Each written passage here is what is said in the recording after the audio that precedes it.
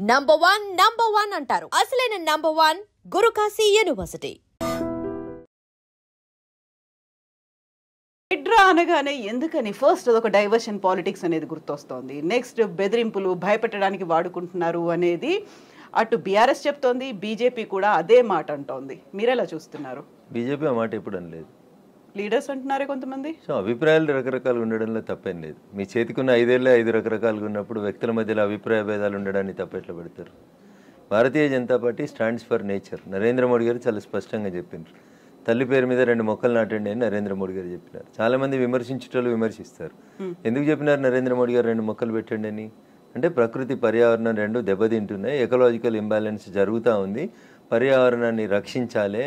ఉత్తరాఖండ్లు, కేదార్నాథ్ దేవాలయాలు, నిన్నగాక మొన్న జరిగిన వాయనాడులు, 2020 నవంబర్లో డిసెంబర్లో జరిగిన భాగ్యనగరం వరదలలో మునిగిపోవుడు, ఈరోజు మీరు ఈ ఛానల్ ఇంటర్వ్యూ చేస్తున్నప్పుడు ఉభయ తెలుగు రాష్ట్రాలు వరద నీళ్ళల్లో విలవిల్లాడ్డాలు, ఇవన్నీ జరుగుతున్నాయి. ఎందుకంటే ప్రకృతి విధ్వంసం జరిగింది కాబట్టి. ఆ ప్రకృతి విధ్వంసం జరగకూడదు అంటే చెరువులు, కుంటలు, నాలాలను రక్షించడం అనేది రేవంత్ రెడ్డి మానసపుత్రిక కాదు, రేవంత్ రెడ్డి కలగన్నది కాదు. చాలామంది తెలియక మీద చదివి మీద పేపర్లు చూసి గోల పెట్టేటోళ్ళు చాలా మంది ఎక్కువ అయిపోయారు. దానికి తోడు మీ యూట్యూబ్ ఛానల్లో చర్చలు లొల్లులు ఎక్కువ పెడతా ఉన్నాయి. 1994లో అప్పటి కాంగ్రెస్ ముఖ్యమంత్రి దివంగత కోట్ల విజయభాస్కర్ రెడ్డి గారు మొట్టమొదటిసారిగా ఈ భాగ్యనగరంలో మీరాలం ట్యాంక్ అనేటువంటి ఒక చెరువు కబ్జా అయిందని చెప్పి కంప్లైంట్ వస్తే శ్రీమతి రేచల్ చటర్జీ అనేటువంటి ఒక ఐఏఎస్ అధికారిని పంపించి మీరాలం ట్యాంకులో కట్టిన అన్ని కన్స్ట్రక్షన్స్ని గులగొట్టిండు. ఎప్పుడది? 1994లో. 30 ఏళ్ల క్రితం జరిగిన ఒక సంఘటన మీరు తెలియదు, ఎందుకంటే మీరు కొత్తగా వచ్చిన రిపోర్టర్లు కాబట్టి. 30 ఏళ్ల కింద ఉన్న రిపోర్టర్లు ఎవరైనా అడిగితే చెప్తారు. ఇలా మీరాలం ట్యాంక్ ఉందా? కవిత గారు, ఇలా మీరాలం ట్యాంక్ ఉందా? రిపోర్టర్లు కాదు, లేదు. నన్ను చెప్పనీరు కవిత గారు, నన్ను చెప్పనీరు. అందరికి సమాధానం చెప్తా, మీకు కూడా చెప్తా నేను. తర్వాత 2007, 2008లో ఉమ్మడి ఆంధ్రప్రదేశ్ హైకోర్టు లోపల కొన్ని కేసులు వేసినారు. ప్రజా ప్రయోజన వాద్యాలు, కొంతమంది మీలాంటోళ్ళు నాలాంటోళ్ళు పోయి ఇక పలానా చెరువు కబ్జా అవుతుంది, పలానా నాలా కబ్జా అవుతుంది, భవిష్యత్తుకు నష్టం అవుతుంది అని చెప్పి వేసినప్పుడు ఆంధ్రప్రదేశ్ ఉమ్మడి హైకోర్టు 2010వ సంవత్సరంలో అన్ని WPలని కలిపి జడ్జిమెంట్ ఇస్తూ లేక్ ప్రొటెక్షన్ సెల్ అనేది ఒకటి పెట్టమని చెప్పింది. నేను ఇప్పుడు కాయిదాలు తెచ్చుకోలే కవిత గారు, if I'm not wrong and subject to correction. GO number 154 అని ఏప్రిల్ 2010వ సంవత్సరంలో అప్పుడు ఉన్నటువంటి ఉమ్మడి ఆంధ్రప్రదేశ్లో కాంగ్రెస్ ప్రభుత్వం ఒక జీవో ఇచ్చింది. దేనికోసం ఇచ్చింది? లేక్స్ ప్రొటెక్షన్ కోసం. జీవో 111లో ఉన్న భూములలో జరుగుతున్న అక్రమ నిర్మాణాలని ఆపేతందుకు chief secretary, revenue secretary, DGP ఇట్లా 18 మంది అధికారులని సభ్యులుగా పెట్టి protection cell, lake protection committee అని ఒక కమిటీని వేసి ఈ భాగ్యనగరాన్ని కాపాడమని చెప్పింది. తర్వాత అదే హైకోర్టు, ఆంధ్రప్రదేశ్ హైకోర్టే చెప్పింది, ఉమ్మడి హైకోర్టు, భాగ్యనగరంలో 2252 చెరువులు, కుంటలు ఉన్నాయి, వాటికి బఫర్ జోన్ అంతా ఫిక్స్ చేయండి, వాటిని ఎవరు కబ్జా చేయకుండా ఉంచండి అని చెప్పి 2010లో చెప్పింది. That was the peak time of Telangana movement. ఆ జడ్జిమెంట్ ఎవరు పట్టించుకోలేదు. అందరూ జై తెలంగాణ అనుకుంటూ తిరిగినాం. కట్టేటోడు కట్టిండు, కూర్చేటోడు కూర్చిండు, అమ్మేటోడు అమ్మిండు, మధ్యలో చాలా మంది నష్టపోయిండ్రు. అది జరిగిన తర్వాత 2014లో బాగా చదువుకున్న ఆయన వచ్చి మున్సిపల్ అడ్మినిస్ట్రేషన్ మంత్రి అయ్యిండు, KTR అనేట ఆయన. ఏం చేసిరు? లేక్ ప్రొటెక్షన్ కోసం ప్రతి చెరువును సుందరీకరణ పేరిట ఆయన దోస్తుల కోసం, ఆయనకు నచ్చిన బిల్డర్ల కోసం, వాళ్ళ ఇంట్లో ఉండే రాజ్యసభ సభ్యుల కోసం, పోయేందుకు తొవ్వల కోసం ప్రతి చెరువుని నాశనం చేసి 10 ఏళ్లలో కాకతీయులు కట్టిన చెరువులకి మిషన్ కాకతీయ అని పేరు పెట్టినవని నాటకం పెట్టి భాగ్యనగరంలో ప్రతి చెరువుని, ప్రతి కుంటని పేరున్న అన్ని బిల్డర్లకి ఇచ్చి నాశనం చేసి 2020 నవంబర్ డిసెంబర్లో భాగ్యనగరంలో వరదలు వచ్చినాయి. నేను దుబ్బాక ఎమ్మెల్యే గెలిచిన 1 నెల తర్వాత అప్పుడు ఏం చెప్పిండు కేసీఆర్? ప్రతి ఇంటికి 10,000 ఇస్తాం నష్టపోయినానికి అని చెప్పిండు. ఇచ్చిండు ఎలక్షన్ల కోసం చెప్పి. ఎందుకు మునిగింది ఆ రోజు భాగ్యనగరం? భాగ్యనగరం వెళ్ళే అవస్థలతో ఎందుకుంది? ఒక ఆయన వచ్చి విశ్వనగరం అంటాడు, ఇంకొక ఆయన వచ్చి 4వ నగరం అంటాడు, ఒక ఆయన వచ్చి సైబర్ నగరం అంటాడు. ఉన్న నగరాన్ని కాపాడు రవై అని రఘునందన్ అంటున్నాడు. దీనికి ఎవరికి కష్టమైతే నాకేంది? రఘునందన్ చెప్పింది, హైకోర్టు ఎప్పుడో చెప్పింది అంటున్నా, 2010లో చెప్పింది. తర్వాత 2020లో KTR అనేట ఆయన మున్సిపల్ అడ్మినిస్ట్రేషన్ మినిస్టర్గా మళ్ళొక జీవో తీసుకొచ్చిండు. జీవో తీసుకొచ్చి ఏం చెప్పిండు? అప్పటి కొత్త జిల్లాలు అయినాయి, ఉన్న భాగ్యనగరాన్ని కాపాడలేనోడు, కూట్ల రాయి తీయలేని KTR అనేటోడు మళ్ళొక జీవో తెచ్చిండు. జీవో నెంబర్ 46/54, కరెక్ట్ గుర్తులేదు కవిత గారు నాకు, సబ్జెక్ట్ టు కరెక్షన్. దాంట్లో ఏం చెప్తాడు? మెదకు, సంగారెడ్డి, సిద్దిపేట జిల్లాలని కూడా ఈ లేక్ పరిరక్షణ కమిటీ లోపలికి తీసుకురావాలని చెప్పిండు. జీవో 2021లో ఇచ్చిండు. 22లో ఇంకో జీవో ఇచ్చిండు.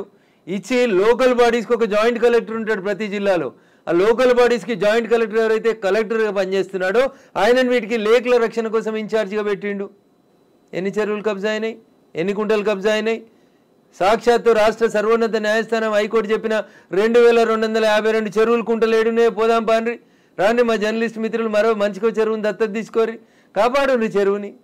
రఘునందన్ ఏదో మాట్లాడుతూ ఉన్నాడు, రఘునందన్ హైడ్రాకి సపోర్ట్ చేస్తూ ఉన్నాడు, బీజేపీ ఎల్పీ లీడర్ వద్దన్నాడు, చెరువులు కట్టమని చెప్పిండా మా ఎల్పీ లీడరు? మా ఎల్పీ లీడర్ చెప్పిండు కదా, ఆ ఫాతిమా కాలేజ్ సల్కం చెరువులో కట్టిందని కూలగొట్టమన్నాడు.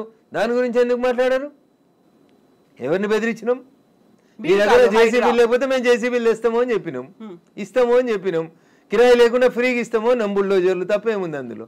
మా ఎల్పీ లీడర్ గది మాట్లాడింది చూసిన నేను మాట్లాడిందని మా ఎల్పీ లీడర్ ఏడో కాంట్రాడిక్ట్ చేయలేదు. ఏం చేసిర్రు?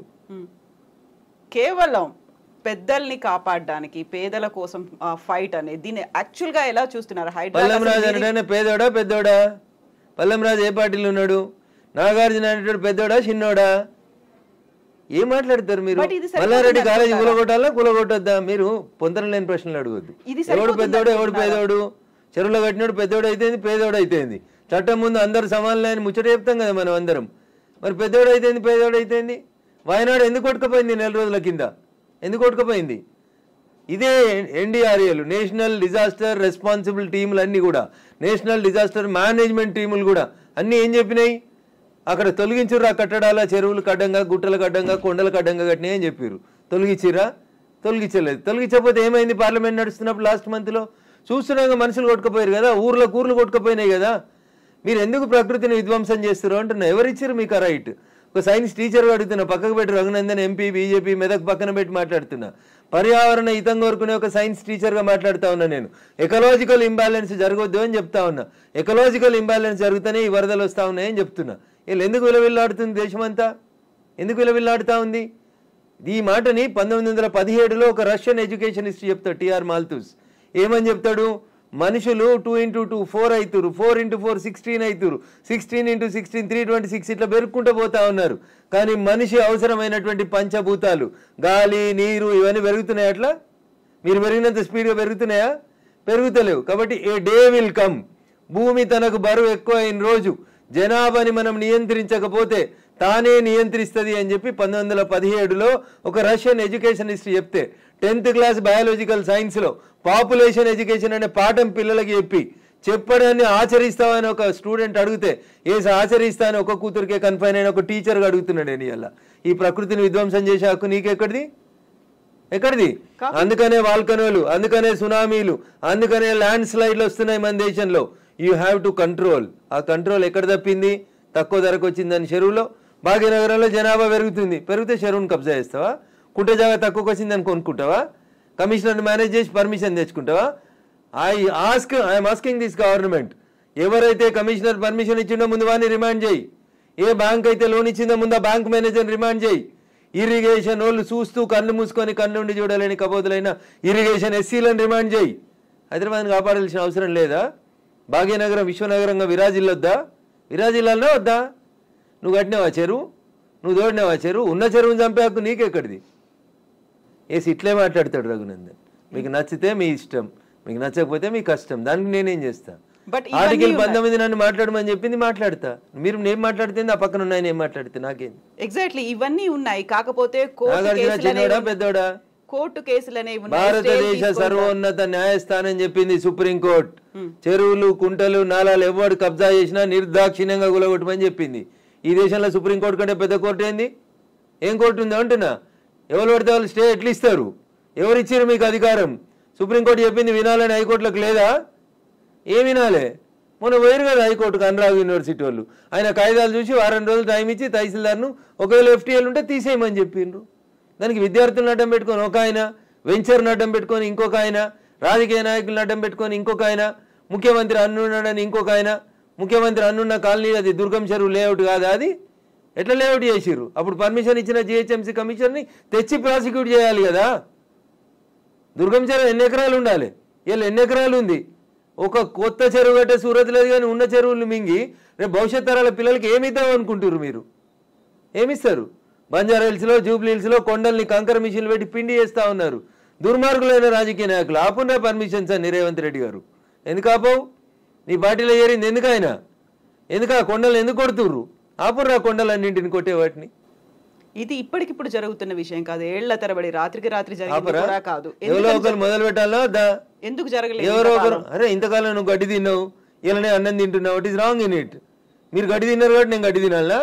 నాకంటే ప్రభుత్వం ముందు తప్పు చేసింది కాబట్టి నేను తప్పు చేయాలనా? Once again I'm telling I'm not supporting Revanth Reddy.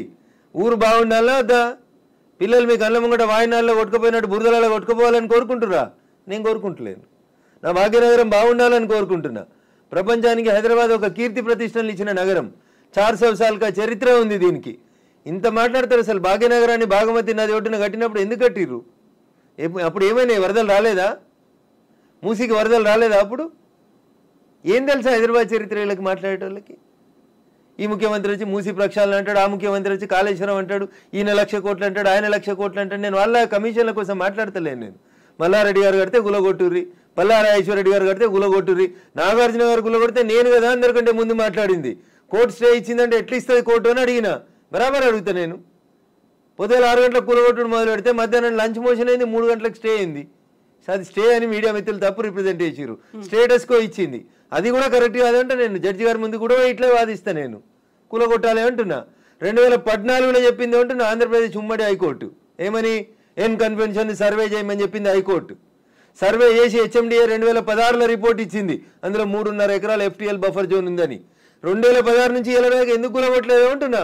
Court ఉత్తర్వులు ఎందుకు ఉల్లంఘించారు? ఏం జరిగింది అనుకుంటున్నారు మీరు? ఏం జరుగుతుంది? వాళ్ళ కోడలు బ్రాండ్ అంబాసిడర్ అయింది చేనేతకి. ఆమెకి చేనేత తెలియదు, చీర తెలియదు.